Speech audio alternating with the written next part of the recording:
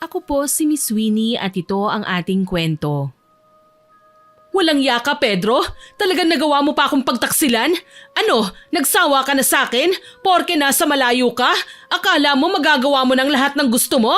Siguro nga akala mo hindi ko malalaman ang kahayupang ginagawa niyo ng babae mo. Kumalma ka, Josie. Hindi ba natin to pwedeng pag-usapan na lang ng maayos? Nakakahiya maraming nakakarinig sa sigaw mo. Talagang nahiya ka pa. At ikaw naman babae, bakit mo pinatulan ng asawa ko? Gayong alam mo naman na may asawa na siya. Mahal ko ang asawa mo, Josie. Naibigay niya sa akin ang kaligayahang matagal ko nang hinahanap. Punyetang pagmamahal yan! Hayop! Sisirain ko ang mga buhay niyo! Hindi ako nakapalag ng sabunutan ako ni Josie. Tiniis ko ang sakit at pamamahiya na ginawa niya. Ni hindi ako gumanti. O mas tamang sabihing hindi ako nakaganti. Yakap ko ang aking sarili habang mahigpit na hawak ang kumot na nagsisilbing takip sa hubad kong katawan. Nahuli kami ni Josie sa isang kasuklam-suklam na eksena. Nakapatong na sa akin ang hubad ding katawan ng kanyang asawa. Siguro naman sa pagwawala mo nakaganti ka na sa akin. Baka nakakalimutan mo, Josie. Nasa bahay kita. Pwede kong gumawa ng kwento para lang mabaligtad ang sitwasyon at ikaw ang maipakulong ko. Sa bayang ito, lahat ng gusto ko ay nakukuha ko. Tama ka, ganyan naman talaga kayong mayayaman. Lahat na lang inaangkin nyo, kahit hindi sa inyo. Ano, masaya ka na? Nakunan ako dahil sa'yo? Pati ang panganay kong anak nasira ang buhay dahil sa kagagawan mo. Sakim ka, demonyo! Minwestrahan ko ang mga gwardya na paalisin na ang babae. Hinawakan siya ng mga lalaki sa magkabilang kamay. Sinubukan niyang magpumiglas at si Pedro naman ang humarap sa akin. Baka naman pwedeng pabitawan mo na sa mga gwardya mo ang asawa ko, Pepay. Aalis kami ng matiwasay sa bahay na ito. Hindi mo kami kailangan ipakaladkad. Pedro, hindi ka aalis. Dito ka lang sa tabi ko. Kailangan kita. Buntis. Tama naman si Josie, Pepay. Siya ang asawa ko. Mas may karapatan siya sa akin kaysa sa'yo. Kaya kong baguhin yon. Huwag mo lang akong iiwan. Gustuhin ko man, hindi pwede. May anak kami, Pepay. At ayokong sumama ang tingin sa akin ng panganay ko. Tama na minsang naisakripisyo ko ang buhay ng bunso ko dahil sa'yo. Pedro, wag! Mahal kita, Pepay. Pero siguro, ito na ang huli. Pumatak ang luhang kanina ko pa pinipigilan ng talikuran ako ni Pedro. Ni hindi ko siya magawang habulin nang makita kong maglakad siya palayo sa akin. Palayo sa buhay ko. Ang mga kasambahay naman, tila sinadya akong bigyan ng espasyo para ipagluksa ang nasaktan kong puso. Hinayaan nilang isarado ang pinto, kaya doon na bumuhos ang mga luha ko. Humagulgul ako at inilabas ang lahat ng hinanakit na nararamdaman ko sa mundo. Minsan na nga lang akong sumaya, ganito pa ang kinahantungan. Ako po si Pepay Miss Winnie, 39 years old sa kasalukuyan. Ang kwentong ibabahagi ko ay nangyari noong 2011, sa edad na 25. Marupok ako noong araw. Isa ako sa mga kababaihang nangangarap ng happy ending. Ewan ko ba kung bakit sa dinami-rami ng lalaki noon kay Pedro nahulog ang puso ko. Isang sundalo si Pedro. Nagkataong may mission sila sa magubat na parte ng aming bayan nang magkakilala kami. Nasa palengke ako noon. Personal na namimili ng mansanas. Si Pedro, nagkataong napadaan sa kinaroroonan ko nang may humablot sa hawak kong handbag. Hoy! Magnanakaw! Tulong! Ninakaw ang bag ko! Ma'am, ano po nangyari? Saan tumakbo ang magnanakaw? Pumasok po siya sa eskinitang yun. Tulungan niyo naman ako, mamang sundalo. Hindi pwedeng mawala ang bag ko. Huwag kayong mag-alala, ma'am. Kukunin ko ang bag niyo. At kumaripas na ng takbo ang lalaki. Maliit lang naman ang bayan namin kaya tiwala akong makukuha niya kagad ang aking bag. Kumakabog ang dibdib ko.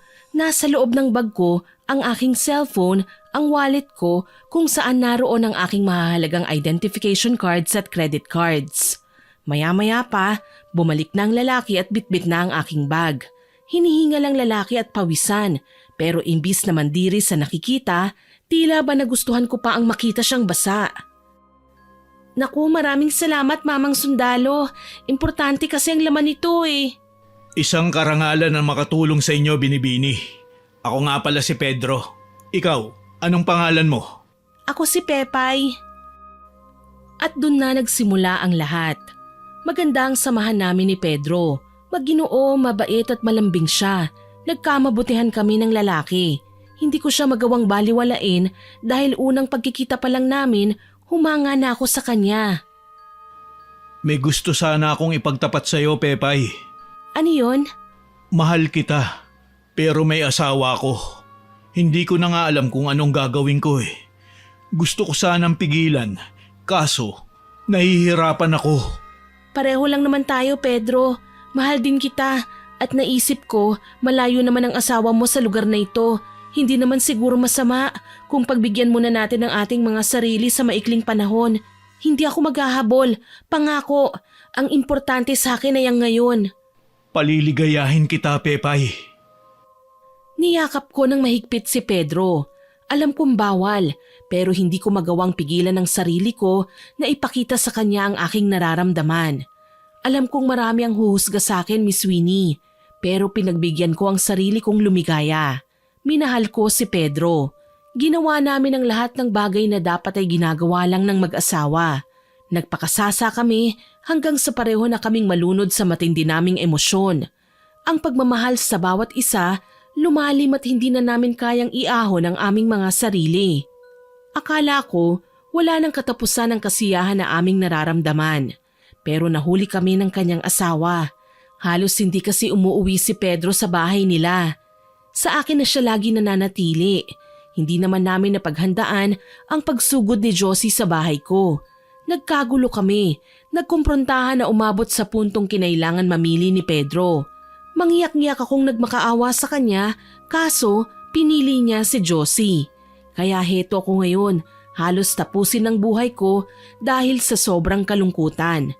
Isang kasambahay ang nakapagsabi sa akin na para gumaan ang pakiramdam ko, kailangan kong gumanti at may nakikita siyang tao na pwedeng gumawa nun para sa akin. Si Aling Marta. Kilala si Aling Marta bilang isang mangkukulam sa aming lugar. May kapangyarihan siyang manggawad ng mga sumpa at mga karamdaman. Dahil sa labis na hinagpis, kinausap ko ang matandang mangkukulam. Kailangan ko ang tulong niyo, Aling Marta. Sana po tulungan niyo ako. Desperada na ako. Hindi ka bulag, iha. Alam mo kung anong klase akong nilalang. Hindi ka man lang natatakot na humingi sa akin ng pabor? Sobrang sakit na po kasi ng dibdib ko. Hindi ko na kaya. Kapag hindi po ako nakapaghigante, baka mamatay ako. Mukhang interesante ang nais mong ikwento sa akin, ha? Halika, iha. Tumuloy ka sa bahay ko. Isalaysay mo sa akin ang mga nangyari. Walang takot na pumasok ako sa kamalig ng mangkukulam. Sa itsura pa lang ni Aling Marta, malinaw nang wala siyang gagawing matino. Magulo at kulot ang may kahabaan niyang buhok. Ang kuko ay mahaba at marurumi. Maraming dumi ang mukha niya at nangingitim na ang mga ngipin.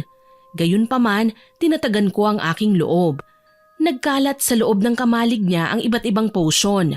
Mukhang ginagawa yun ng ginang. Nagkalat din sa isang tabi ang iba't ibang kulay ng kandila. Karamihan sa mga yun kulay itim. Sige, ikwento mo sa akin ang eksaktong detalye. Nagmamahalan kami ni Pedro kahit pa may asawa siya. Hindi ko siya kayang mawala sa buhay ko. Pero nahuli kami ni Josie. Nagwala ang asawa ni Pedro sa loob mismo ng bahay ko. Siguro ayaw ni Pedro ng gulo kaya nagpa siya siyang samahan na lang ang asawa niya. Iniwan niya ako sa ere. Ano naman ang gusto mong gawin natin, iha? Gusto ko pong magdusa sila. Kailangan nilang maparusahan. Gusto ko yan, iha. Marami na akong naiisip na kaparusahan ngayon pa lang. Pero bago ang lahat, sabihin mo sa akin, ano bang ibibigay mong kabayaran? Ang alahas ko, heto totoong ginto yan. Gawin mo lang ang lahat maparusahan ng 2 taong nanakit sa akin. Masusunod, iha. Halika, maupo ka. Dito ka lang sa tabi ko. May kailangan lang akong ibigay sa'yo para maisagawa natin ng maayos ang kulam. Anong klaseng karamdaman po ba ang pwede nating ibigay sa kanila? Pwedeng lagnat lang o sakit ng ulo. Nahahantong sa pagkakaroon ng komplikasyon sa katawan. Sige po, sang-ayon ako dyan. Heto, kailangan inumin yan ng mag-asawa. Kailangan nilang makalunok ng likidong gawa ng isang mangkukulam para tuluyan ko ng makontrol ang katawan nila. Gagawin ko po. Yun lang po ba? Oo, iha. Kailangan mo lang mapainom ang likido. Teka, isulat mo muna sa papel ang buong pangalan ng mag-asawa. Pagkatapos ng naging pag-uusap namin ni Aling Marta, gumaan panandalian ang pakiramdam ko. Tinanggap ko ang botelyang may lamang likido at saka ako nagpaalam sa kanya na aalis na. Aalis na po ako, Aling Marta. Sige, Pepay. Mag-iingat ka. Wag na wag mong ipagsasabi na nanggaling ka dito sa akin. Tatandaan ko po. Umalis na nga ako at nagpunta sa bayan. May binayaran akong babae na magdadala ng inumin na may halong likidong ibinigay sa akin ni Aling Marta. Siguraduhin mong iinumin niya ang likidong yan, ha? Tumango ang inutusan ko at umalis na. Alam kong hindi magtatagal, makakaranas na rin ako ng kaginhawahan kapag nakita kong naghihirap sa karamdaman ng mag-asawa. Simula kasi nang mahuli kami ni Josie, sa bayan na rin namin nanatili ang babae. Halos hindi niya hinihiwalayan si Pedro. Makalipas ang ilang araw, bumalik ako sa kamalig ni Aling Marta. Nakita kong naghahanda siya ng mga kagamitan. Ipinatawag niyo po ako, Aling Marta? Oo, Pepay. Halika dito sa tabi ko habang gagawin ko ang orasyon. Sige, Aling Marta. Oo nga po pala, naipainom na ng binayaran kong kasambahayang likido para sa mag-asawa. Mabuti naman kung ganon. Mas magiging madali ang trabaho natin. Isara mo ang pinto. Nagsimula ng gumawa ng mga ritual at mga sumpa ang ginang. Inilabas niya ang isang itim na kandila at umusal ng dasal para sa sinasamba niyang mga diwata ng kadiliman. Hindi ko maiwasang panlamigan nang makaramdam ako ng kakaibang sensasyon sa aking katawan. Nagulat ako nang biglang humangin sa loob ng kamalig. Namatay ang apoy mula sa kandila at nakarinig kami ng mga tawanan. Habang nakikiramdam, patuloy sa pagdarasal si Aling Marta. Ni hindi na ako makapagkomento nang makita mismo ng aking mga mata ang biglang pagsindi ng kandila kahit wala namang apoy. Isang malaking kababalaghan. Huwag kang matakot, iha. Naipatupad ko na ang sumpa. Magkakasakit sina Josie at Pedro makalipas lang ng ilang araw. Ano po ang gagawin ko, Aling Marta? Kailangan mo silang dalawin. Ipakita mo na kunwari, tanggap mo na ang ginawa nila sa'yo. Sa pamamagitan nun, masusubaybayan mo na ang hirap at sakit na dinulot nila sa'yo. Pero Aling Marta, hindi ko po kayang kausapin si Josie. Kung si Pedro po, walang problema. Ang gusto ko lang naman bumalik siya sa akin eh. Kung pwede nga lang po akong humiling sa inyo ng gayuma. Hindi ako isang manggagayuma, Pepay. Isa akong mangkukulam. Ang kaya ko lang gawin magbigay ng karamdaman sa mga tao. Naiintindihan ko po. Kailangan mong tiisin ang makipag-usap sa kanila. Hindi iepekto ang kulam kung mananatili kang mapagmataas sa mga taong labis mong kinasusuklaman. Minsan, kailangan natin magsagawa ng konting drama. Konting drama. Magkukunwari kang hihingi ng tawad sa kanila at makikipagkaibigan. Kukunin mo ang loob nila kahit gaano kahirap. Ganun po ba? Pagdating ng takdang panahon, tatanggapin nila ang paghingi ko ng tawad. Dito na mas lalala ang kanilang kalagayan. Nakaramdam ako ng takot at pangamba. Ngayon ko lang napagtanto ang aking ginawa. Nang makita ko ang malapad na ngisi ni Aling Marta, alam kong lagim ang kapalit nun para kina Pedro at Josie. Gayunpaman, nariyan na yan at hindi ko na mababawi pa. Iisipin ko na lang na may kasalanan sila sa akin at kailangan nilang magbayad. Makalipas ang 3 araw, namasyal ako sa tabing dagat hanggang sa makarating ako sa tinutuluyan ni Pedro. Napansin kong tahimik sa bahay nila, walang tao pero bukas naman ang mga bintana at pinto. Inihanda ko ang aking sarili para pumasok. Tao po! Tao po! Pedro? Anong ginagawa mo rito? Ang kapal naman yata ng mukha mong magpakita dito sa bahay namin. Josie, wala naman akong ibang gustong gawin kundi kausapin ka eh. Kausapin ako para? Alam mo, Pepay, alam ko na kung bakit ka nandito eh. Sagad na kasi ang kalandian mo sa katawan. Kaya kahit ayaw na ng asawa ko sa'yo, pinipilit mo pa rin siya na balikan ka. Napagtanto ko lang talaga ang aking mga kasalanan. Hindi naman siguro masama kung susubukan kong magpakumbaba, hindi ba? Huminga ng malalim si Josie. Ang sabi sa akin ni Pedro, hindi raw malupit ang kanyang asawa. Mabuting tao si Josie. Kaya sakali man na makipaglapit ako sa kanya para humingi ng tawad, alam kong mapapatawad niya ako. Sana talaga kumagat siya sa aking mga patibong. Kailangan ko ito para magkasakit na siya ng tuluyan. Hindi pa itong tamang panahon para kausapin mo ko. Masyado pang sariwa ang sugat na nilikha mo sa puso ko. Kayo ng asawa ko. Bakit, akala mo ba wala na akong galit sa inyo? Mali ka, Pepay. Hindi mawawala ang galit ko dahil sinaktan niyo ang anak ko. Maliban sa akin, dinamay niyo sa kalibugan niyo ang natitira kong anak. Patawarin niyo ako, Josie. Hindi ko naman sinasadyang saktan kayo ng anak mo eh. Hindi ko naman ginusto. Sadyang nalulung lang ako sa matinding kalungkutan. Kaya pati ang alok ng asawa mo hindi ko natanggihan. Ang sabihin mo, talagang gaga ka. Gaga! Alam mo nang may asawa pero pinatulan mo pa. Hindi mo ako naiintindihan eh, kasi hindi mo nararanasan ang pinagdadaanan ko ngayon. Walang matinong babae ang gugustuhing maging kabit, Pepay. Dapat mong itanim yan sa kukote mo. Ano bang nakita mo sa asawa ko? Alam mong hindi kami mayaman gaya mo. Ikaw, kaya mong pumili ng kahit na sinong sikat na lalaking kapantay mo. Maganda ka at kilala ang pamilya sa bayang ito. Hindi mahirap mahalin ang asawa mo, Josie. Yun ang totoo. Pasensya na kung kinailangan kong agawin mula sa iyo ang asawa mo. Pasensya na kung pati ang anak mo nasama pa sa gulo. Wala dito ang asawa ko. Bumalik siya sa barracks. Hindi pa kami nagkakaayos simula nang iwan ka namin sa bahay mo. At ito lang ang tatandaan mo. Oras na hindi kami nagkabalikan ng asawa ko dahil sa kagagawan mo, magbabayad ka. Ikaw ang mananagot, Pepay. Napaiyak ako dahil sa mga sinabi sa akin ni Josie. Kay bigat na mga katagang binitiwan niya sa akin. Wala akong nagawa ng ipagtabuyan niya ako. Tinalikuran ko siya at naglakad ako palayo. Pero nang hindi na niya ako abot ng tanaw, kalmado kong pinunasan ang aking luha. Tipid ang naging ngiti ko sa labi. Alam kong magkakasakit na si Josie ilang oras mula ngayon. Akala niya siguro bukal sa loob ko ang paghingi ng tawad sa kanya. Natutuwa lang ako kasi siya mismo ang nagsabi kung nasan ang asawa niya. Kung hindi ba naman tanga? Nakarating nga ako sa barracks kinahapunan.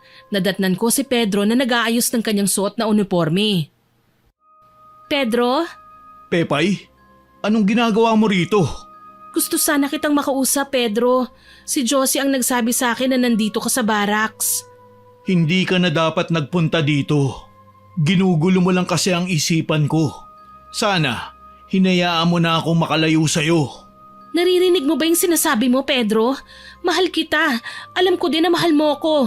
Bakit kailangan mo kong iwanan sa ere? Bakit? Nahihiya ka kasi malalaman ng lahat na may relasyon tayo? Para lang malaman mo, Pedro, hindi ko kinakahiya ang maging kabit mo. Nakahanda akong tanggapin ang lahat ng masasakit na salita mula sa ibang tao. Dahil sa'yo lang ako sasaya. Pero iniwan mo ko. May anak ako, Pepay. Gusto kong itama ang mga pagkakamali ko. Hayaan mo na ako. Sige na, umalis ka na at huwag ka nang babalik kahit kailan. Mas lalong nadurog ang puso ko dahil sa sinabi ni Pedro. Hindi ito ang gusto kong marinig mula sa kanya. Pero ganito ang pinapakita niya sa akin ngayon. At kagaya nga ng ginawa ni Pedro sa akin, kailangan kong gumanti. Sige, hindi kita pipilitin. Pero itong tatandaan mo, Pedro. Pagsisisihan mo ang ginawa mong pananakit sa akin. Magdurusa ka hanggang sa hilingin mo na lang sa langit na mamatay ka na. Sigaw ko tsaka ko siya iniwan. Umuwi ako sa bahay ng luhaan at nagkulong sa aking kwarto.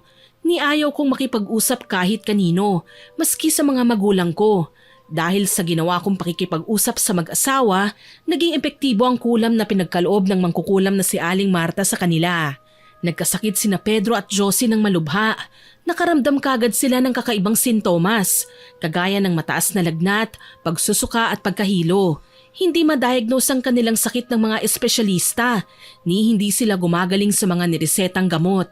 Nalaman ko ang mga bagay na yun dahil sa kasambahay ko na madalas gumawi sa kanila.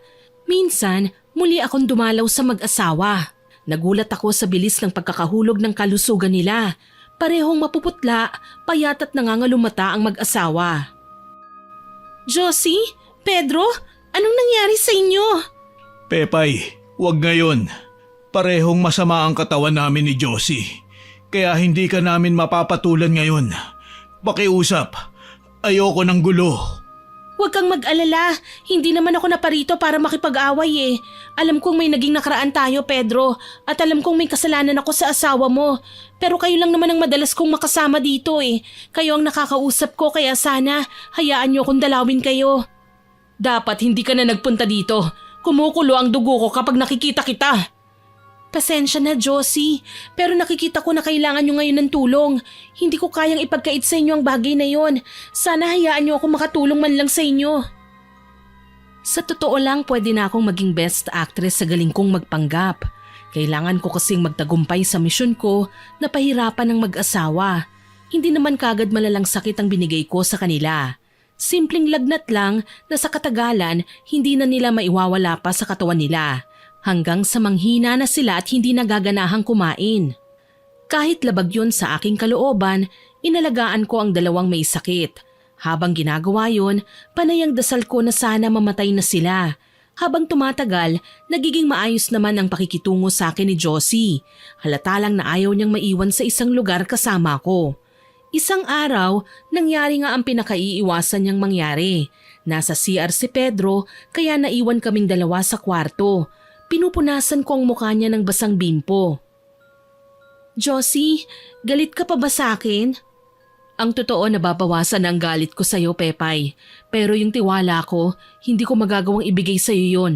Natatakot ako na isang araw, baka bigla mo nalang kunin sa akin ng asawa ko.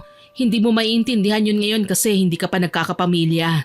Pepay, balang araw maiintindihan mo rin ang sinasabi ko. Sorry. Kung wala akong sakit, hindi ko hahayaang lapitan mo ko. Hindi ako papayag na makipagkaibigan ka sa akin. Ayos lang, naiintindihan naman kita eh. Pero sana pakinggan mo ko kahit ngayon lang. Huwag na muna nating pag-usapan ang mga nangyari noon. Hayaan mo na muna akong pagalingin ka, okay ba yon? May magagawa pa ba ako? Nandito ka na. Hindi naman ako ganun kasama para palayasin ka. Salamat. Nagigilty kasi ko eh. Alam kong nagkakagulo kayo ngayon mag-asawa dahil sa akin. Gusto kong makabawi kahit papano. Ngiti lang ang iginanti ni Josie sa akin pero kung ako ang tatanungin, isa na yung malaking bagay na alam kong hinding-hindi ko makakalimutan. Madaling lumipas ang ilang linggo. Habang tumatagal, nagiging malapit na rin kami sa isa't isa ni Josie. Sa katunayan, nagiging kaswal na sa amin ang mag-usap. Hindi pa rin gumagaling sina Josie at Pedro. Sa katunayan, kung hindi man sabay, salitan silang nagkakasakit. Tapos mawawala na naman. Kalaunan, naging routine ko na ang dumalaw sa mag-asawa.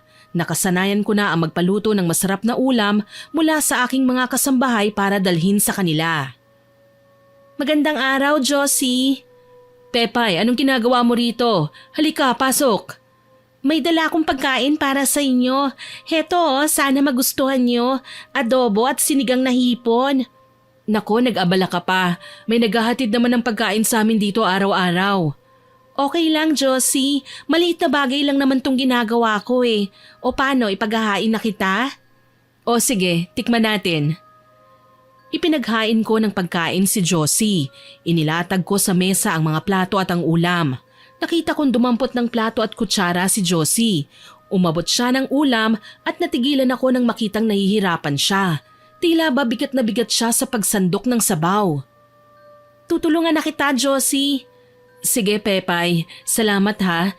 Pasensya na rin. Medyo hindi ko kasi magawang iangat ang kamay ko eh. Naku, okay lang.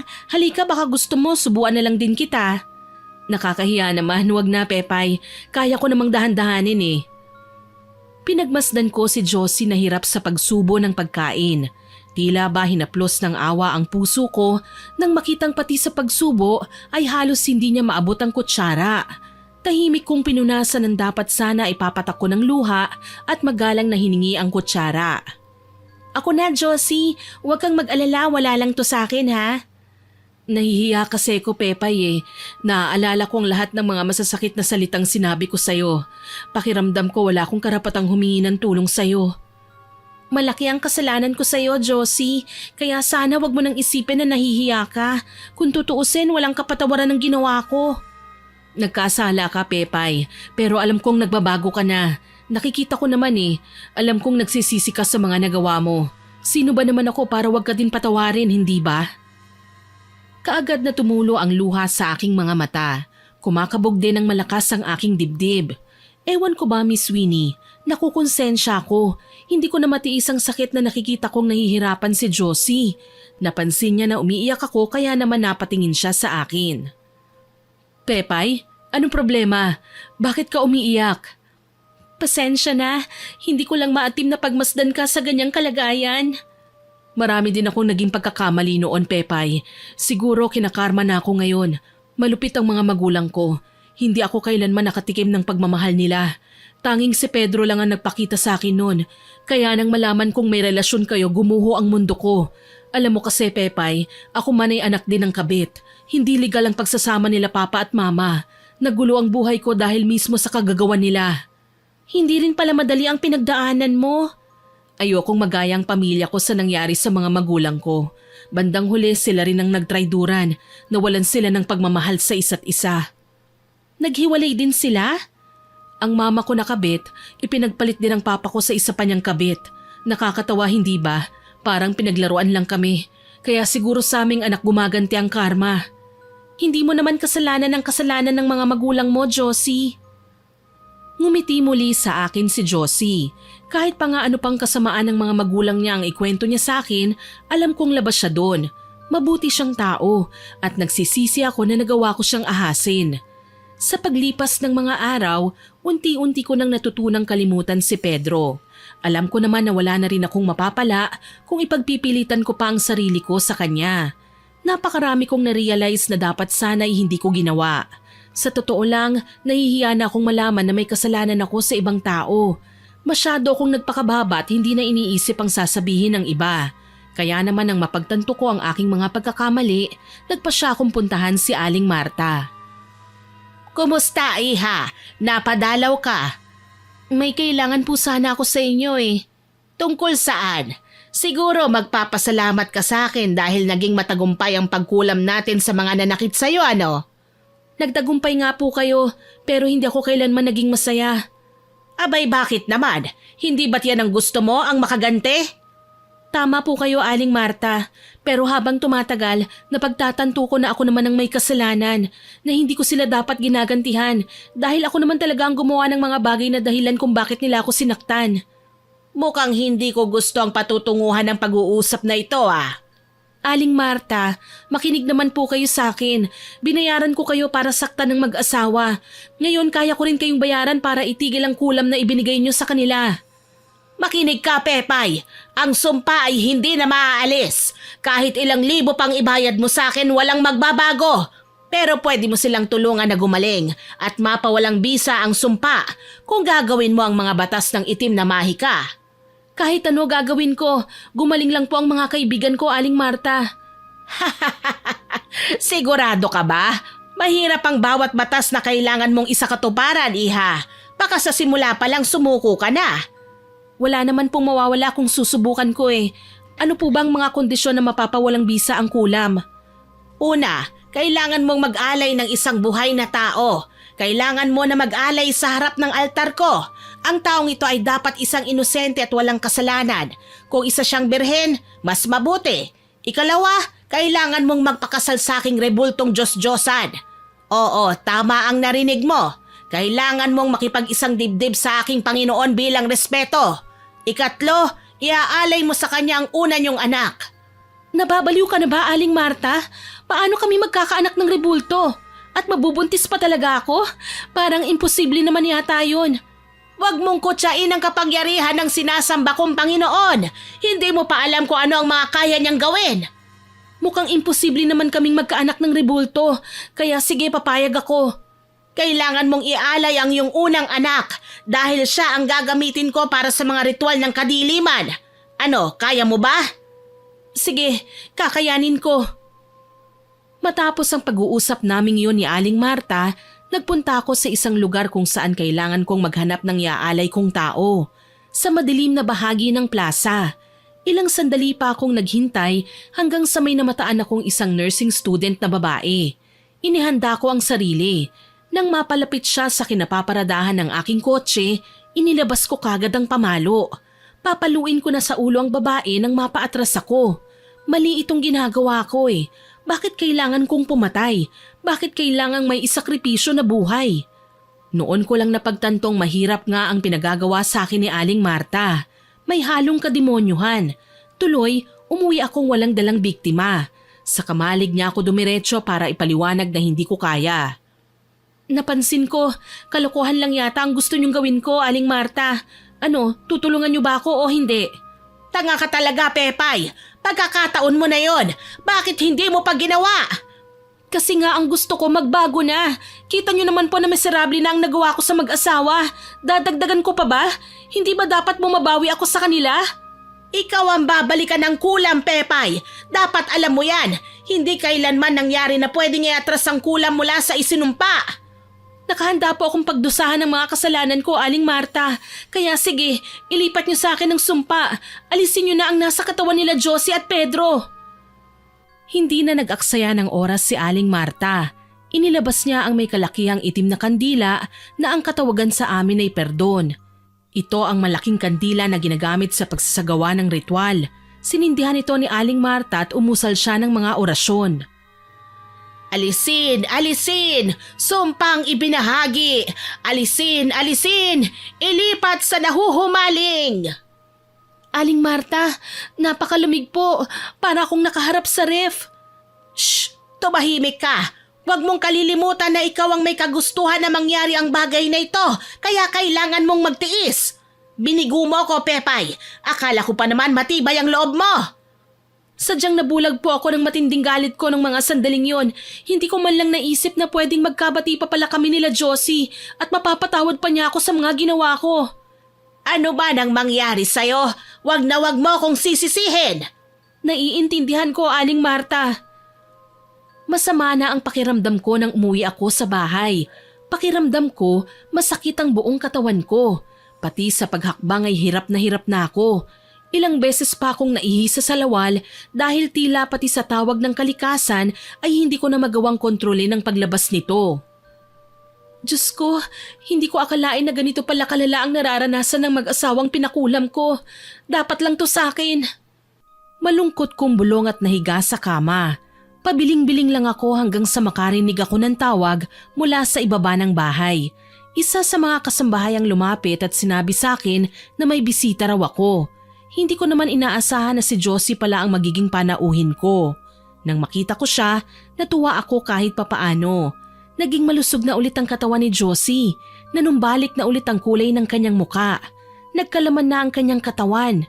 Sa madaling salita, epektibo nga ang mga ginawa kong sakripisyo para gumaling na ng tuluyan sina Josie at maging si Pedro. Pepay, kumusta?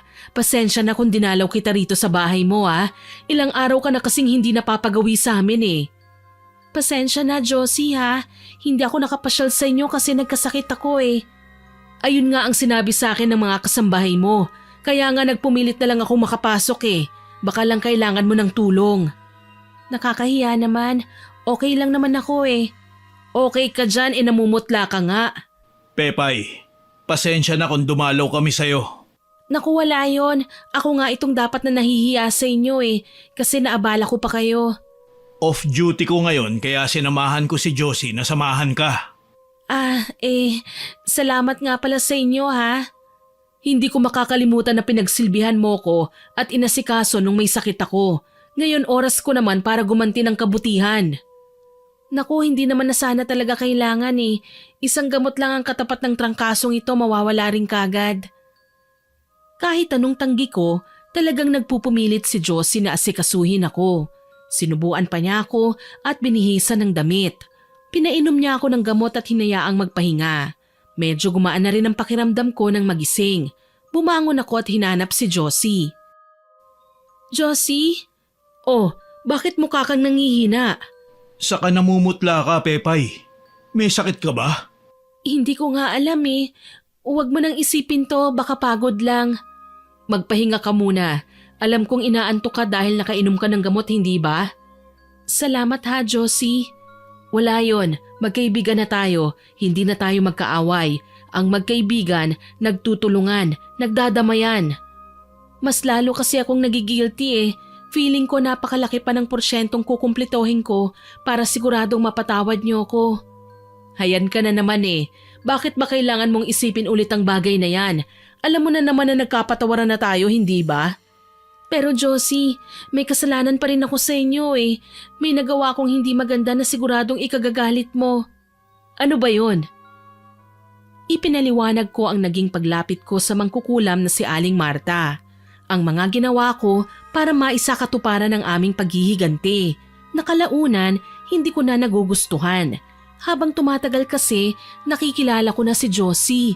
Nagagawa ko ng alamin ang pinaghuhugutan niya sa buhay. Tapos, nawawala ng interes ko sa pagganti. Nakakalimutan ko na si Pedro. Kaya habang tumatagal, nakukonsensya ako. Kaya muli kong binalikan si Aling Marta. Nakiusap ako na kung pwede itigil na niya ang kulam. Ngunit hindi niya magagawa. Hilam sa luha ang aking mga mata nang humarap ako kay Josie. Matatanggap ko kung magagalit ka sa akin ng tuluyan, Josie. Ganito ako kawalang kwentang tao na lumalapit sa alagad ng dilim makapaghiganti lang sa baluktot kong gawain. Patawarin mo ko, Josie. Naiintindihan kita, Pepay, at hindi ako nagagalit sa'yo. Gumaling na ako, hindi ba? Gumaling kami ni Pedro. Mas nag-aalala ako sa'yo, Pepay. Bakit kinailangan mo pang lumapit sa mangkukulam? Pareho tayong galit sa isa't isa noon. Sana nakipagsabunutan ka na lang sa akin. Paano yan? May iba pa ba tayong solusyon na pwedeng gawin para mawala rin ang nararamdaman mo? Naaalala ko, may kasamahan na akong minsan nang lumapit kay Aling Marta, Pepay. Malupit daw ang matanda. Hindi papayag nang hindi sila nakakapagbayad ng karampatang halaga kagaya ng gusto ng ginang. Tapos, napakatindi pa ng paraan ng pangkulam niya. Maliban sa lagnat at sakit ng ulo, nakakapagpalabas din siya ng insekto sa katawan ng tao. Nagsisisi ako sa mga ginawa ko. Malaki na ang atraso ko sa inyong mag-asawa. Hindi ko maatim na makita kayong nahihirapan ng dahil na naman sa kagagawan ko. Kaya alam kong ito ang tamang solusyon. Ipalit ang kaligtasan ko sa magiging kaligtasan nyo. Huminga ng malalim si Josie. Lumingon sa kanyang asawa. Gusto kong sabihin sa kanila na hayaan na lang dahil deserve ko naman ito. Pero hindi ko magawa. Narinig ko na lang na nakikipag-usap na si Josie sa kanyang asawa. Kailangan natin siyang tulungan. Alam kong minsan na siyang nagkasala sa atin pero tao rin lang tayo, Pedro. Hindi ko kayang magtanim ng sama ng loob ng ganong katagal sa isang tao. Hindi lang naman si Pepay ang may kasalanan sa'yo. Ako din naman, Josie. Nagawa kong sakta ng pamilya natin. May kontribusyon din ako sa gulo. At nahihiya ako dahil dun. Parang hindi ako lalaki. Pedro, Josie, hayaan niyo na ako. Huwag niyo na akong pag-aksayahan ng panahon. Wala din naman akong aasahan sa pamilya ko eh. Palagi silang wala at abala sa negosyo. Hindi rin naman ako kawalan kung mabura man ako sa pamilya namin. Kaibigan ka namin, Pepay. Kaya tutulungan ka namin. Mas lalo lang na ginusto kong magtiwala sa'yo dahil sa mga pinagtapat mo.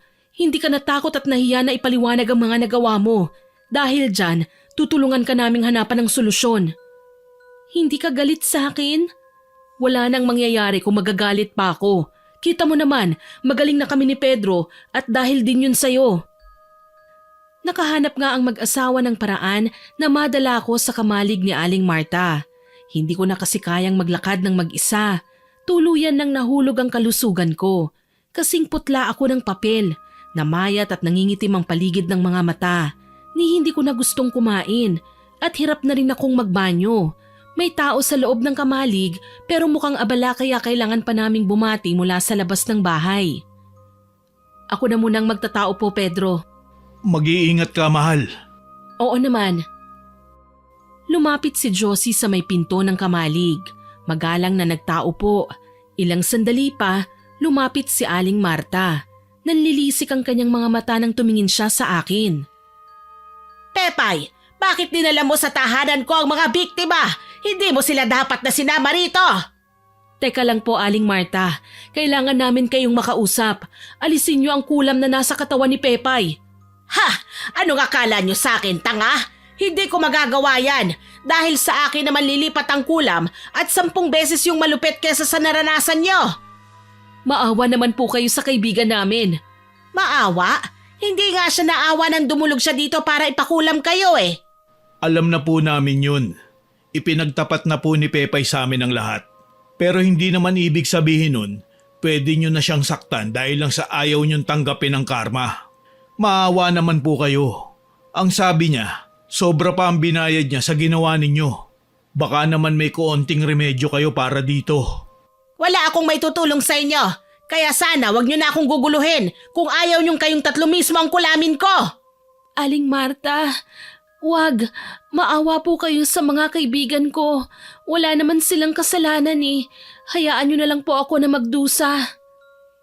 Mangiyak-ngiyak kong pakiusap. Alam ko naman na wala na akong pag-asa, kaya hindi na ako halos nag-react nang sumuka ako ng dugo. Nataranta naman sina Josie at Pedro. Hindi ko na sila napigilan nang dalhin nila ako sa ospital sa pag-asang baka may solusyon ng doktor kahit panandalian lang sa mga nararamdaman kong sakit. Dok, tulungan niyo naman po ang kaibigan namin. Josie, kumalma ka. Baka naman mamaya niyan ikaw naman ang magkasakit. Josie, hindi ka dapat makaramdam ng ganito sa akin. Sana hinayaan niyo na lang ako sa bahay. Hindi pwede, Pepay. Kailangan nating umasa at magtiwala. Alam ko naman nagagaling ka pa eh.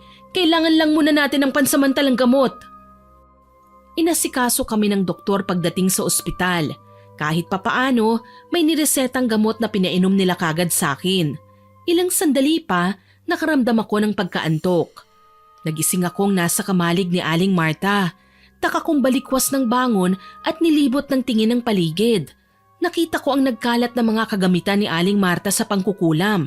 Mga manika, karayom, kandila at mga garapon na kung ano-anong halamang gamot ang laman. Natanaw ko ang ginang na abala sa pagbabalat ng hawak niyang bungang kahoy.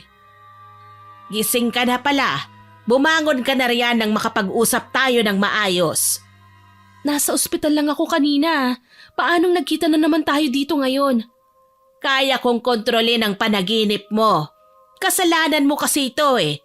Ikaw lang ang nagpahamak ng sarili mo. Sana hindi mo na sila pinalapit sa akin. Alam mo bang pwedeng lumipat sa akin ng kulam dahil dinala ka nila sa kamalig? Nag-aalala lang naman po sila sa akin, Aling Marta. Naging kaibigan ko na sila paglipas ng mga araw. Sayang lang at naisipan ko pang lumapit sa inyo na sana hindi ko na lang ginawa. Wala namang dapat sisihin kundi ikaw rin lang. Kasalanan mo yan. Wala ka nang magagawa kundi ang magdusa. Nagulat ako nang dumampot ng manika si Aling Marta. Aktong sasaksakin na niya nang magsisigaw ako. Aling Marta, wag! Pakiusap! Gagawin ko ang lahat ng gusto niyo. Huwag niyo lang akong sasaktan. Ayoko pang mamatay. Ayaw mong mamatay pero nagawa mong magpakulam sa akin ng tao. Talagang nawawala ka na sa sarili. Aling Marta, magbabayad ako ng kahit magkano. Tanggalin niyo lang ang sumpa. Alam ko naman na kaya niyong gawin to eh. Sige na po, nagsisisi na ako. Gaga ka ba? Sinabi ko naman sa'yo na kaya ko. Pero hindi ko magagawang tanggalin sa'yo dahil 10 beses ngang sakit ang matatanggap ko kapag lumipat yan sa akin. Walang yaka. Buti nga ganyang klaseng kulam lang ang binigay ko sa'yo eh. Kung hindi, baka mas lalo akong mahirapan. Nagmamakaawa pa ako kay Aling Marta kaso lang masyado siyang matigas. Lantaran pa niyang sinabi sa akin na hindi niya ako kayang tulungan. Wala akong nagawa noon kundi ang malakas akong umiyak hanggang sa mamaga ang mga mata ko at mapansin kong umuulan. Hindi na ako nakaangal nang iwanan nga ako ni Aling Marta at nanlabo naman ang aking mga mata. Nang muli akong magising, mas naging malakas ang kabog ng aking dibdib. Nakaabang pa rin si Josie sa akin. Nakayuko siya at mukhang natutulog pa. Si Pedro naman nakahiga sa may sofa at mukhang pagod din. Halatang magdamag nila akong binabantayan. Napaiyak na nga ako ng tuluyan. Kailangan kong asikasuhin ang sarili ko. Kung kailangan na maghanap ako ng albularyo, gagawin ko. Napansin ni Pedro na bumangon ako kaya dali-dali siyang lumapit sa akin. Nagkatitigan kaming dalawa pero ako ang unang bumawi ng tingin. Nakaramdam ako ng matinding pagkailang nang maalala ko ang mga nangyari sa amin dati. Halos ibigay ko pa kay Pedro noon ang lahat. Ginising niya ang kanyang asawa. Josie, mahal. Bumabangon si Pepay. Baka may kailangan siya. Pepay, may kailangan ka ba? Mukhang okay na kasi ko, Josie. Baka okay lang sa inyo kung umalis na ako at umuwi na. Pero Pepay, Sobra-sobra na ang kabutihan niyo para sa akin. Hindi na ako dapat nagpapakaabala pa sa inyo. Pepay, maliit na bagay lang ang ginagawa ko. Kaibigan kita, hindi ka plastikan yun. Nag-aalala lang kasi ko eh. Tsaka mas mainam na yung ako na lang ang alam ni Aling Marta na kaaway niya. Ayoko kayong madamay pa. Pepay, hindi ba sinabi ko sa'yo na okay lang ako? Huwag kang mag-alala. Kaya naming makipagsabayan sa mangkukulam na yan. Sige, hahayaan ko kayo. Pero sana mag-iingat kayo ha. Kailangan nating humanap ng albularyo. Albularyo? Oo, isang taong kayang magtanggal ng sumpa ng kulam. Kung ayaw ni Aling Marta sa maayos na pag-uusap, idaan natin siya sa malupit na labanan. Saan naman tayo hahanap ng albularyo? May kilalang albularyo si Pedro. Kailangan lang natin siyang papuntahin sa lugar na ito. At ako ang bahala doon, Pepay. Gagaling ka, pangako. Malungkot akong napayuko dahil sa kanyang sinabi. Kung tutuusin, ako naman ang naging punot dulo ng lahat ng ito eh. Makalipas ang ilang araw, dumating nga ang albularyo na sinabi sa akin ni Josie. Nanggaling siya sa kabilang isla, si Mang Roy. Ang totoo niyan, marami na rin akong naririnig na magandang bagay kay Mang Roy. Alam namin kung gaano kagaling ang matanda sa parting pakikipaglaban sa mga masasamang nilalang na hindi nakikita ng normal na tao. Pero anong kinalaman niya sa sitwasyon ko? Hindi kayo nagkamali ng ipinatawag, Pedro at Josie. Alam kong ako ang nararapat na tawagin para sa problemang ito. Kailangan niyo kaming tulungan, Mang Roy. Habang tumatakbo ang oras, nasasayang ang ating pagkakataon. Mas lalong nangihina si Pepay. Kailangan niya ng tulong. Walang problema. Nakahanda akong tulungan ang kaibigan nyo sa abot ng aking makakaya. Pero bago yun, kailangan kong malaman ang mga impormasyon na makakatulong din sa akin sa kung anong paraan ko siya matutulungan. Nagsimula nang magkwento si Josie. Nakaalalay sa kanya si Pedro, kaya naman mas lalo kong napatunayang mahal nga nila ang isa't isa. Lalo akong nahihiya sa ginawa ko. Ngayon, ipapangako ko na talaga sa aking sarili na hindi na ako kailanman magiging dahilan ng paghihirap ng isang tao. Sa loob ng aming bahay, nagpakuha si Mang Roy ng malaking tipak ng tawas. Hinaluan yun ng bawang at luya. Dinikdik at piniga ang katas sa aking katawan. Pagkatapos, pinausukan ako gamit ang insensong may halong mga halamang gamot. Hinayaan ni Mang Roy na balutin ako sa usok. Pagkatapos ay pinasaklob sa akin ang isang kumot hanggang sa leeg. Pinagpapawisan na ako sa init ay hindi pa rin niya tinatanggal ang kumot. Sabihin mo sa akin, Iha, ano ang nararamdaman mo? Mainit po, tapos maanghang. Inumin mo ang himag. Ito ay isang klase ng langis na may nakababad na mga halamang ugat. Sige po, Mang Roy. Sinunod ko ang utos ng matanda. Isang kutsarang langis ang nilunok ko at sa totoo lang, hindi ko gusto ang lasa nun. Nakakasuka, lalo na't naiisip kong para akong uminom ng mantikang may mabahong amoy. Nakakadiri. Tiisin mo lang ang lasa, Iha. Maya-maya, pakiramdaman mo ulit ang sarili mo kung may mga napapansin ka pa ba. Diyos ko, bakit Pepay? May nararamdaman akong makati na nangingiliting gumagapang sa paanan ko, Josie. Kamutin mo, Pepay. Wag. Dahan-dahan nyo lang silipin ang mga paa ni Pepay. Naguguluhan man, sinunod ulit namin ang sinabi ng matanda. At hindi kayo maniniwala sa mga nakita namin, Miss Winnie. Uod. Mapuputing uod na sa pagkakaalam ko, dumadagsa sa bulok ng mga pagkain. Uod na tila nang galing sa loob ko at nagmamadaling lumabas ng mainitan ng pausok na nilagay sa paanan ko. Sinubukan kong idabog ang aking mga paa at tumilapon ang mga yun sa sahig. Anong klaseng mga bagay ba yan? Paano nangyaring nakapasok ang mga yan sa katawan ni Pepay? Kulam, sumpa, itim na mahika. Ganon kasimple, iho. Yan lang ang mga nakatira sa ilalim ng inyong balat, kaya kayo nilalagnat. At masama palagi ang pakiramdam.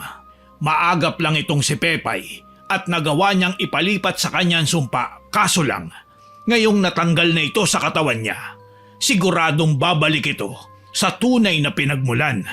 Kay Aling Marta? Oo, Iha, malamang. May nararamdaman na siyang kakaiba sa katawan niya ngayon. Literal na sumbalik ang ginawa ko para mapagaan ang nararamdaman mo. Hindi ko sinasabing masaya ako sa ginawa mo, pero maging leksyon na sana ito sa'yo na hindi makakabuti sa atin ang lumapit sa mga mangkukulam para humingi ng tulong. Paglalaruan lang nila tayo, bukod pa sa pagkakaperahan pa. Sasamantalahin nila ang kagustuhan nilang gumanti hanggang sa tayo na lang mismo ang sumuko. Nakakatakot naman pala ang mga mangkukulam. Ano po ang gagawin natin ngayon, Mang Roy? Bibigyan ko kayo ng pangontra. Huwag kayo mag-alala. Marami akong reserbang gawa na dadagdagan ko na lang ng mga halamang gamot. Matutulungan kita sa bagay na yan, Mang Roy. Kabisado ko ang kagubatan. Kaya kitang samahan para kunin ang mga halamang gamot na kailangan mo para sa paggawa ng pangontra. Iniwan kami ng dalawang lalaki para magpunta sa kakahuyan. Ako naman, nahiga na muna at nagpahinga. Medyo gumaan na rin ang pakiramdam ko. Salamat kay Mang Roy. Para siyang may tinanggal na kung anong mabigat na bagay sa aking katawan. Pepay, ayos lang ba kung makialam na ako sa kusina mo? Oo naman, Josie. May mga kasambahay na pwedeng umalalay sa'yo. Salamat ha. Namiss ko na rin kasing magluto ng ulam eh. Nasanay na kasi kong hinahatiran simula nang sumunod ako kay Pedro dito sa bayan. Nasaan nga pala ang anak nyo? Napansin ko kasi hindi nyo pa siya dinadala dito. Akala ko kasi hindi na kami magkakaayos ni Pedro, kaya hindi ko muna siya sinama. Tsaka nasa syudad kasi talagang buhay namin.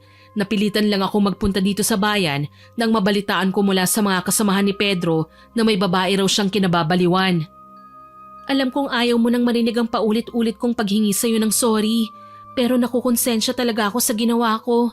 Hindi ko nga alam kung anong pumasok sa isip ko at nagpatangay ako sa kabaliwang yun. Hayaan mo na. Ang mahalaga, alam mong nagkamali ka at pagsisikapan mong wag nang gawin ulit yon. Tiwala naman ako na magiging okay din ang lahat Sana nga, Josie. Nagulat ako nang yakapin ako ni Josie. Ramdam ko ang sinseridad sa puso niya, kaya kalaunan napaiyak na rin ako. Ang sarap pala ng ganitong klaseng pag-alo. Tipong wala nang paliwanagang kailangan gawin, tanging presensya lang ay sapat na para mapakalma ang isang tao. Iniwan ako ni Josie nang mapatahan na niya ako. Sinabi niya na magluluto daw siya ng sinigang na baboy sa pananghalian. Nangako naman ako na susunod ako kapag medyo nakapagpahinga na ako. Ilang sandali lang, naulinigan ko ang ingay mula sa labas ng bahay. Pepay! Lumabas ka dyan! Huwag kang magtago sa saya ng mga kasambahay mo! Pepay! Aling Marta, ano pong ginagawa niyo rito? Nagtataka ka pa? Ha! Nagpunta ako rito para tignan kung magaling ka na. At totoo nga, talagang sa akin mo ibinalik ang sumpa. Wala po akong alam sa sinasabi niyo, Aling Marta. Baka naman kusang nawala. O kung hindi naman, baka yung nararamdaman niyo ay karma na yan sa mga inosenteng sinaktan niyo. Huwag kang magmalinis, babae! Ikaw ang may kagustuhang magkasakit ang lalaking mahal mo at ang asawa niya. Tapos gayon, sa akin babalik ang sumpa. Ha? Anong ginawa mo? Aling Marta, wala nga po kasi akong ginawa. Kung naisip ko man, hindi ako marunong. Alam niyo yan. Pepay, anong nangyayari? Nasa labas si Aling Marta. Galit na galit. Gusto niya akong sugurin. Iniisip niya na may ginawa ako para maibalik sa kanyang sumpa. Kaya hindi ko sinabi ang tungkol kay Mang Roy.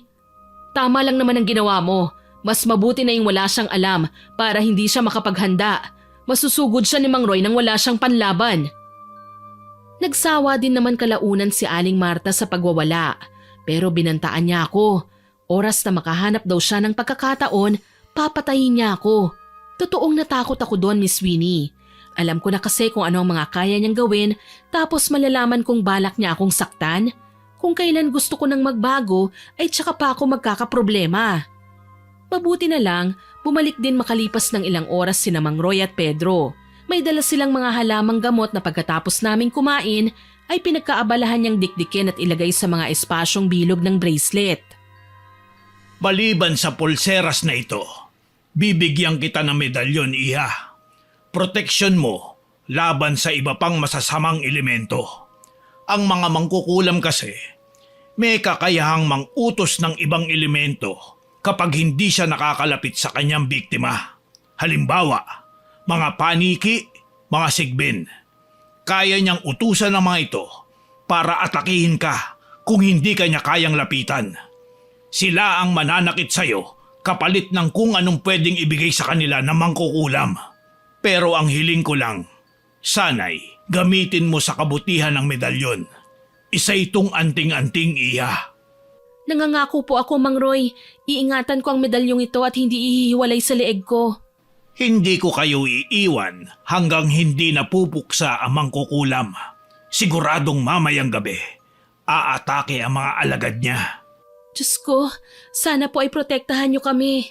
Ikaw naman, Josie, ipagkakatiwala ko sa'yo ang abo na may halong asin. Kapag sinaboy mo ito sa mga sigbin, mapapaso sila at pwedeng itaboy. Salamat po, Mang Roy. Makakatulong ito sa pagpapalis natin kay Aling Marta at sa mga alagad niya.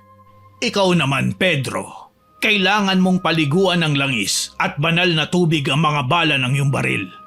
Pumunta ka sa simbahan at ipabless ito sa pare. Ang mga mangkukulam ay walang pinagkaiba sa mga aswang. Sila ay mga alagad din ng dilim na kaya natin puksain gamit ang mga banal na gamit na may basbas ng pare na nananampalataya sa puong may kapal. Nagsitanguan kami pagkatapos matanggap ang aming mga kagamitan. Pinagsuot pa kami ni Mang Roy ng mga alahas na gawa sa metal bilang proteksyon na rin sa pagbabalak ni Aling Marta na saktan kami. Maging sina Josie at Pedro, inabutan din ni Mang Roy ng mga anting-anting na makakatulong sa amin. Ang mabuti pa, kumain na muna tayo para naman mabawasan kahit papaano ang nebyos natin. Alam nyo na, kung ganyang aatake talaga si Aling Marta dahil pinagbantaan niya tayo, kailangan natin ng lakas para makipagsabayan sa kanya. Tama, kailangan nating makipagsabayan sa kanya. Pero Mang Roy, hindi pa rin po patas. Hindi pangkaraniwang nilalang ang mga sigbin. Paano natin sila makikita, lalo na't kapag magdidilim na? Gamitin mo ang kakayahan ng iyong medalyon, Iha. Nasa iyo na ang kapangyarihan niyan at oras na sumapit ang kagipitan, magpapakitang gilas ang medalyon sa may suot nito. Kalmado akong tumango kahit sa totoo lang ay kinakabahan ako. Hindi ko alam kung ano bang mangyayari mamaya, kung mabubuhay pa ba ako pagkatapos nito, lalo na't kagagaling ko lang sa malubhang sakit na kahit ilang araw pa lang naman ang lumipas ay kay laki na ng inihulog ng aking katawan. Sakali man na humantong kami sa bardagulan, literal na wala akong lakas para makipagsagupaan. Tuloy, kinuha ko ang shotgun na pinakatatago ko sa cabinet. May ganyan ka, Pepay? Oo naman, marunong akong gumamit nito. At huwag kang mag-alala, lisensyado ang mga baril ko. Wala naman akong sinasabing mali. Nagtatanong lang naman ako. Nagpapaalala lang naman ako. Alam ko kung hanggang kailan at saan pwede gamitin ang mga armas ko. Babae ako, Pedro. Nag-iisang amo sa bahay na ito. Hindi naman masama kung kailangan kong ipagtanggol ang sarili ko. Napansin kong natahimik sina Josie at Mang Roy kaya hindi na rin ako nagsalita. Alam ko kasing sundalo si Pedro. Sakali man, ipagbabawal niya ang pagpapalabas ng mga ganitong armas sa presensya nila. Pero may paliwanag naman ako sakali man natangkain niyang magtanong. Tsaka hindi ko naman binabalandra kung saan ang mga armas ko. Tama na yan, naghain ang mga kasambahay. Kumain na tayo para maging ang mga kasambahay mo ay masabihan na rin natin, Pepay. Maraming salamat, Josie. Huwag ninyong kakalimutan. Mamayang gabi, hindi tayo matutulog. Aabangan natin ang mangkukulam. Kailangan natin siyang masugatan para hindi na siya makapangkulam pa. Ako naman huhulihin ko siya. Hindi ako papayag na makapanakit pa siya ng inosenteng tao. Kumain na nga kami ng hapunan. Ilang beses ko nang nantikman ang pagkain na luto ni Josie at kahit kailan wala akong maipipintas. Kaso lang, napapansin kong nagiging tahimik siya. Halos hindi na nagsasalita. Halos hindi na sumasagot kapag tinatanong ko siya. Hindi ako sanay na tahimik ang babae kaya nang maiwan kaming dalawa sa sala, kinausap ko si Josie ng masinsinan. Josie, kanina ko pa napapansin na tahimik ka. May problema ka ba? Ako? May problema? Wala naman. Bakit? May problema ba tayo, Pepay? Wala naman. Para kasing nag-ibang pakikitungo mo sa akin eh. Parang nanlamig ka. Naisip ko baka minasama mo ang mga ginawa kong pagsopla sa asawa mo tungkol sa pagkakaroon ko ng baril sa loob ng bahay. Bakit? Kanino mo ba talaga gagamitin ng baril, Pepay? Sa akin ba? Para masolo mo na si Pedro? Josie, alam mong kinalimutan ko ng kahibangan ko sa asawa mo. Alam mong gusto ko nang magbago. Saan naman ang gagaling ang mga sinasabi mo? Gusto ko lang makasiguro na hindi mo aagawin sa akin ang asawa ko, Pepay. Sigurado ako, Miss Winnie. Nag-iba ang kulay ng mga mata ni Josie. Purong itim. At nag-iba rin ang boses niya na tila ba hindi siya ang nagsasalita sa harapan ko. Bigla akong kinilabutan. Josie, ayos ka lang ba? Kung gusto mo magpahinga ka na muna. Baka kasi stress ka lang lately eh. Ilang beses ka ring nagpuyat para bantayan ako. Tama ka, Pepay. Napuyat ako sa kaiisip kung bakit nga ba bigla ka nalang bumaligtad at talagang tinraidor mo pa ako. Sa labis kong pagkagulat, hindi na ako nakaangal nang basta na lang niya akong sinakmal. Hinila niya ang buhok ko at binalibag ako sa sofa. Lumikha kami ng ingay dahil sa sobrang lakas niya. Dinaluhan naman kagad kami ni Pedro at ni Mang Roy kasama ang mga kasambahay. Anong nangyayari rito? Bakit kayo nag-aaway? Papatayin kita, Pepay! Traidor ka! Inilipat mo sa akin ang karamdaman na dapat ay nasa katawan mo lang nananahan! Nagkatinginan kami ni Mang Roy. Kilala ko na kagad ang nagbabago niyang boses, kay Aling Marta. Mang Roy, parang sinasapian yata si Josie. Josie? Mahal ko? Josie! Tumahimik ka! Tonto! Niloko mo ang asawa mo tapos nag-aalala ka sa kanya ngayon! Nasaan ang hustisya? Nababaliw ka na, Aling Marta. Ako ang kailangan mo kaya lubayan mo si Josie. Huwag ka nang umasa, Pepay. Hindi rin naman ako makakapayag na magtagumpay ka sa masama mong binabalak sa akin. Kanina ko pa alam ang mga plano niyo, mga tanga. Hindi niyo ako maloloko. Mang Roy, paano niya nagawang pasukin ang katawan ni Josie? Tinatablan lang ang mga taong kagaya ni Josie kapag puno ng kalungkutan ng kanyang puso. Mas mabilis siyang pasukin ng masamang elemento at nakokontrol. Anong kailangan nating gawin, Mang Roy? Hindi ako papayag na mapahamak ang asawa ko. Pepay, magpatawag kayo ng pare.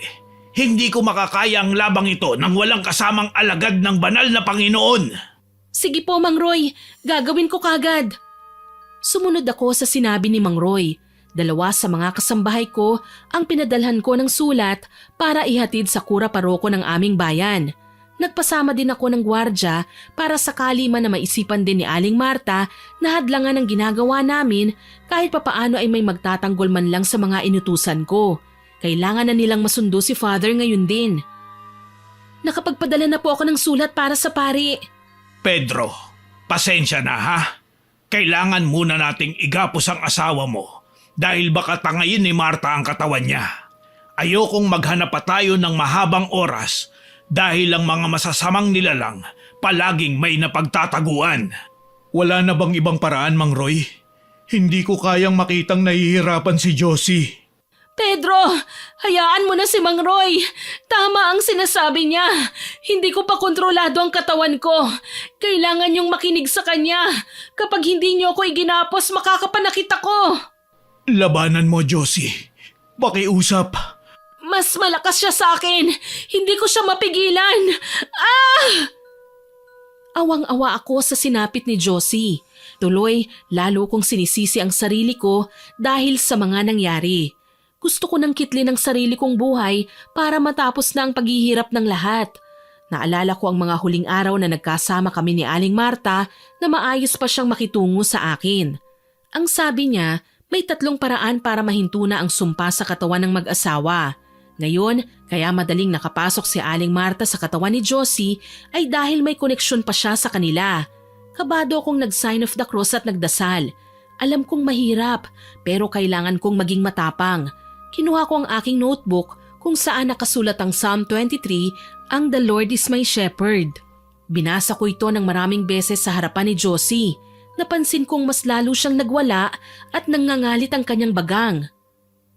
Tumahimik ka, Pepay. Akala mo ba natatakot ako sa dasal mo? Hindi mo ako masisindak dyan. Pero kailangan mong tumahimik at sumasakit ng tenga ko. Kapag hindi ka pa tumigil, mag-oorasyon ako sa mismong harapan nyo. Eh di mag-orasyon ka, mangkukulam ka, hindi ba? Sigurado akong kayang-kaya mong gawin ang bagay na yan. Diyan ka lang naman magaling eh. Tonta ka? Punyeta? Tumahimik ka ng ingay-ingay mo. Tatabasin ko yung bibig mo. Paano mo gagawin yon nakagapos ka nga? Mas lalong nagwala si Josie. Habang tumatagal, nakikinikinit ako sa gilid ng aking mga mata ang katauhan ni Aling Marta. Na galit siya sa akin. Paiba-iba ang boses ni Josie, minsan si Aling Marta at minsan si Josie talaga. Hinila naman ako ni Mang Roy at binulungan. Iya, alam kong mahirap para sa'yo ang gagawin mong ito. Pero walang malay ngayon si Marta dahil pumasok sa katawan ni Josie ang kanyang kaluluwa. Habang abala pa siya sa pagwawala rito, kailangan niyong samantalahin ang pagkakataon. Ano po ang gagawin ko? Magpasama ka kay Pedro. Puntahan niyo ang kamalig ng ginang. Wasakin niyo ang altar niya, pati ang sinasamba niyang rebulto.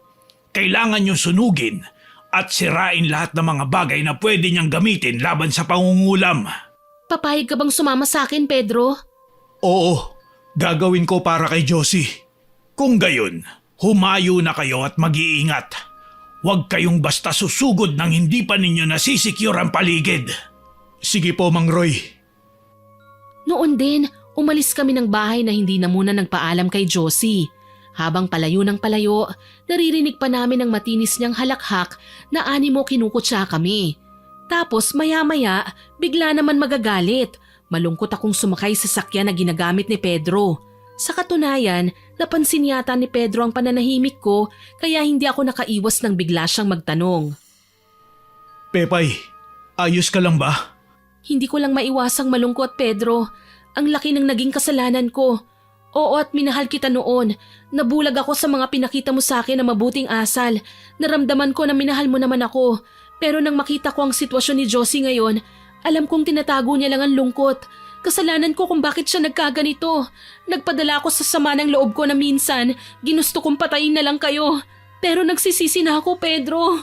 Patawarin niyo ako kung minsan ay naging makasarili ako. Hindi lang naman ikaw ang may kasalanan, Pepay. Ako rin. Malaki ang atraso ko sa'yo. Ako ang unang nagbigay ng ideya sa'yo na pwedeng maging tayo sa kabila ng katotohanang may asawa na ako.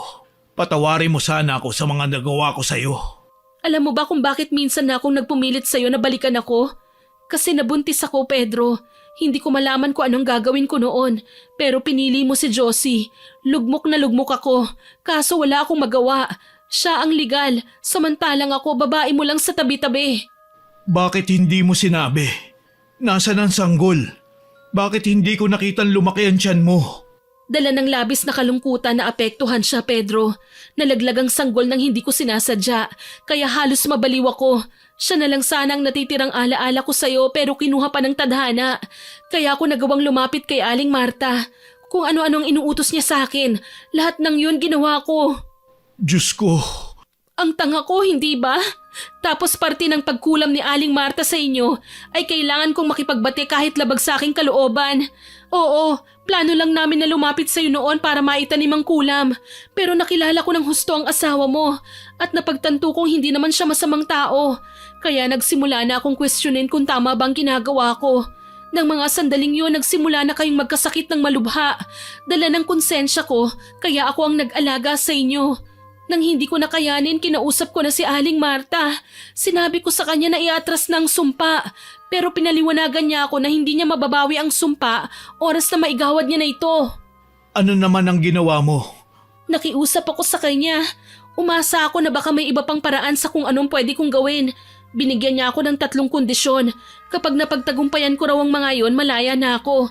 Kaso hindi ko kayang pumatay ng tao, makipagsiping sa rebulto at ialay ang unang anak namin ng sinasamba niyang Panginoon. Hindi ko kayang maging demonyo, Pedro. Naihilamos ni Pedro ang kanyang palad sa muka. Alam kong maging siya, nagigilty na rin sa aming nagawa. Pero hayun, huli na, nangyari na. Wala na kaming ibang magagawa kung hindi ang gawa na lang ng solusyon ng aming problema. Huwag kang mag-alala, Pepay. Aayusin natin to. Hindi ko man maibalik ang dating tayo. Tutulungan kitang itama ang lahat ng pagkakamali natin.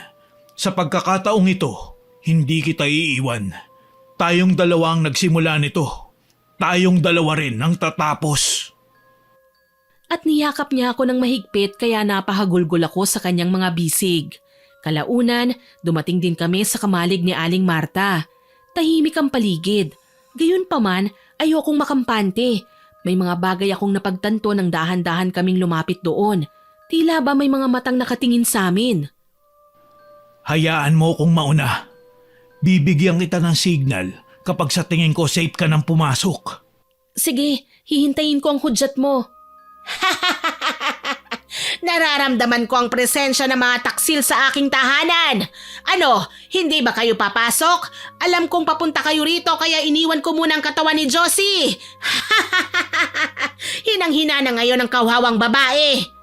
Akala ko demonyo lang ang may kakayahang sumapi, pati rin palang mga mangkukulam. Sa bagay, magtataka pa ba ako? Kampun ka naman ng kadiliman. Tumatapang ka na yata, Pepay. Sa tingin mo ba kaya mong iputok sa akin ang hawak mong shotgun? Nakahanda akong makulong kung kinakailangan, Aling Marta. Matigil lang ang kasamaan mo. Hindi niya napaghandaan ang bigla kong pagdaluhong sa kanya. Ewan ko ba, bigla akong nag-init at naramdaman ang tawag ng kung anong mahikang nakapaloob sa medalyon, Miss Winnie. Tila ba ang gaan ng kamay kong makipagsagupaan sa ginang. Nagagawa kong tapatan ang lakas na meron siya. Nilingon ko kagad si Pedro. Ikaw nang bahala sa mga gamit niya. Akong bahala sa mangkukulam na to. Sige, mag-iingat ka. Kahit kailan, mga traidor talaga kayo. Isa lang akong hamak na matanda tapos pinagtutulungan niyo pa. Tumahimik ka, Aling Marta. Hindi ka ordinaryong matanda. Isa ka mangkukulam na sumasamba sa demonyo.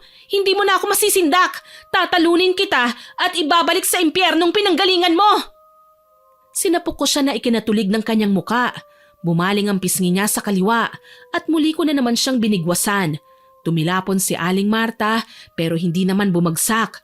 Sumadsad lang siya ng konti at bumawi. Siya naman ang umatake sa akin. Ginawa ko ang lahat masanggalang ang kanyang pag-atake. Pawisan na ako pero nakapagtatakang hindi man lang ako nakaramdam ng pagod. Si Pedro naman, sinamsaman lahat ng kagamitan ni Aling Marta. Wala siyang tinira. Maging kaliit-liitang botones na sa tingin ko ay may kinalaman sa kakayahan niyang mangulam, sinunog ni Pedro sa labas. Gayon na lang ang palahaw ni Aling Marta. Hindi ko alam kung saan siya nakakuha ng kutsilyo at galit na galit siyang sumugod kay Pedro. Papatayin kita, pakialamerong lalaki ka! Hindi ako papayag na kayong sumira sa kakayahan kong unti-unti ko nang napapalakas! Wala ka nang magagawa, Aling Marta. Kasamaan ang pinaghuhugutan mo para makapanakit ka ng inosente. Kaya hindi ako papayag na magpatuloy ka sa ginagawa mo. Makukulong ka pagkatapos nito. Hindi ako papayag! Mamamatay muna kayo! Napalingon ako sa altar. May isa pang bagay na hindi nakukuha si Pedro. Isang manikang kulay itim na kasing laki lang ng palad. Mga isang dangkal lang din ang haba. May nakalagay itong pangalan ni Aling Marta. Ito marahil ang ginagamit niya para mapuruhan ang mga biktima niya. Hindi ko alam kung ano ang pumasok sa isip ko at bigla kong binali ang kaliwang kamay nito. Gayon na lang ang gulat ko nang sumigaw ng kay Tini si Aling Marta sa labas ng kamalig. Papalapit na sana siya kay Pedro, kaso nabitiwan niya ang hawak na kutsilyo dahil binali ko ang kamay ng manika na konektado pala sa kanya. Marahas siyang lumingon sa kinatatayuan ko. Anong ginawa mo? Hayop kang babaeng malandi ka! Ikaw pang lumapit sa akin para humingi ng tulong tapos babawiin mo! At gayon tatraidorin mo ko! Hindi na, tama na ang ginagawa mo, Aling Marta. Dinadamay mo na ang mga walang kasalanan. Sino ba ang dinamay ko? Hindi ba't ginusto mo silang ipakulam? Ginusto ko silang ipakulam noon pero natauhan na ako. Kaya ako tinatama ang mga pagkakamali ko. Kaso kayo, mas ginanahan pa kayong manakit ng tao. Kahit sinabi ko na sa inyo na lubayan nyo na sila, pinagpatuloy nyo pa rin. Pesteng ritual yan. Galit na singhal ko. Pinagsisipa ko pa ang mga kagamitan niya na unti-unting hinahakot ni Pedro sa labas. Muling bumaling ang matanda sa kanya. Isa ka pa, pariwarang lalaki.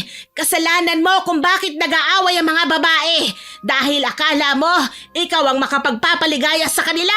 Hayop ka, hindi ka na nakontento sa isa. Kahit ano pang sabihin ninyo, wala na kayong magagawa. Natutupok na ng apoy ang inyong mga gamit, Aling Marta. Ano pa ba ang silbi ng ritual kung wala na mga gamit mo? Sunog na oh.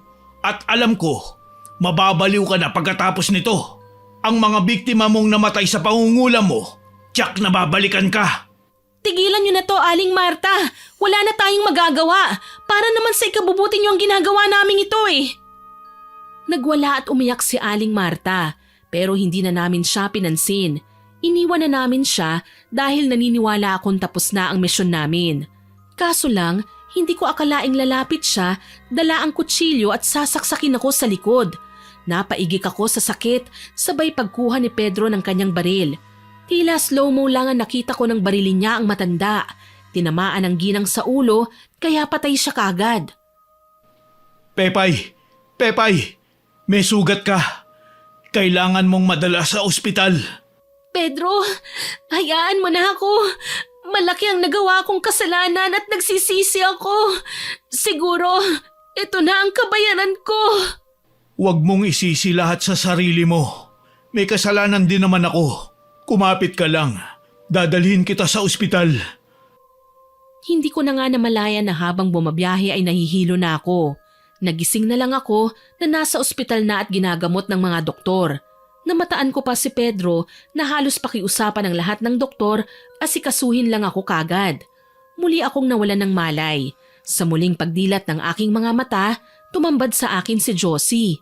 Bakas ang pag-aalala sa muka habang nakatunghay sa akin. Pepay, kumusta ka na? Heto, masakit ang likod ko. Huwag ka munang masyadong gumalaw, baka bumukas ang sugat mo. Patawarin mo ako, Josie. Nagulo ang buhay mo nang dahil sa akin. Sana mapatawad mo ko. Sorry din, tinago ko lang ang sama ng loob ko kaya madali akong nasaniba ni Aling Marta. Hindi ko dapat tinago ang puot. Sana pala pinatawad kita ng buong puso. Nasaan nga pala si Pedro? Nagpunta siya sa police station. Kailangan niya kasing magbigay ng statement tungkol sa nangyari kay Aling Marta at sa pagkakasaksak ng ginang sayo. Makukulong ba siya? Hindi naman siguro. Kailangan lang niyang magbigay ng statement para sakaling may magreklamong kamag-anak ni Aling Marta, may full report na sila kung sakali man. Ngumiti ako at kahit nahihirapan ay niyakap si Josie. Isa siyang mabuting kaibigan na natagpuan ko sa gitna ng ginawa kong kasamaan. Tunay ngang kahit gaano kapangit ang nakaraan ng isang tao, kung talagang desididong magbago, literal na tutulungan ng Panginoon. Sa ngayon, abala ko sa pagpapalago ng aking negosyo. Hindi na ako nakapag-asawa, Miss Winnie.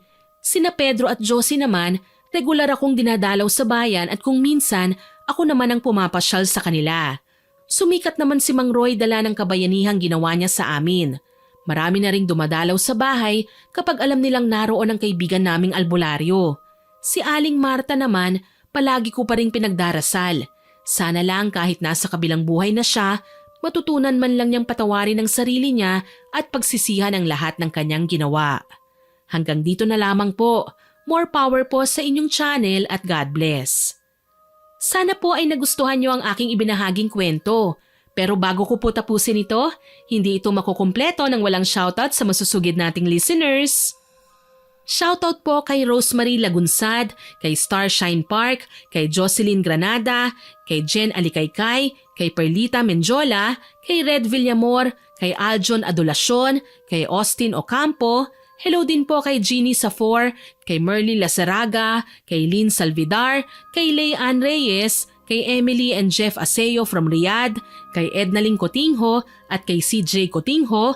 Shoutout din po kay Michael John Habawel, kay May Kakam, kay Gina Andraque Peñas, kay Julian Anastasio, kay Sir Alejandro Volante, kay Leonie Manay. Hello din po sa mag-asawang sina Rose at Joseph Dalangin, kay Giselle Capiding, kay Edisa Rivares, kay Leonila Mempin, kay Mengay, kay Jane Kilang, kay Sen Life Vlogs na solid listener po natin na walang pinapalampas na upload natin. Salamat po, ma'am. Shoutout din po kay Darlene Espina, kay Yuki Yu, kay Jenmer Garcia, kay Abby Misagal, kay AC Sorano, kay Racel Rector, kay Genevieve Artagami, kay Jessiril Gilaran, kay Ashley Jane Argawanon, kay Rosalinda Olidan at kay Winnie Charmy Rose. Salamat po sa inyong lahat na nag-comment at nakinig. Abangan niyo pa po sana ang mga susunod kong upload ha. At huwag kalilimutang mag-subscribe, like, share and comment sa mga kwento natin. Para po mabilis niyong makita kung may bagong upload tayo, pindutin niyo lang po ang notification bell para lagi po kayong updated. Aasahan ko pa rin po ang inyong suporta ha. Muli, ako po si Miss Winnie na nagpapasalamat sa inyong pakikinig.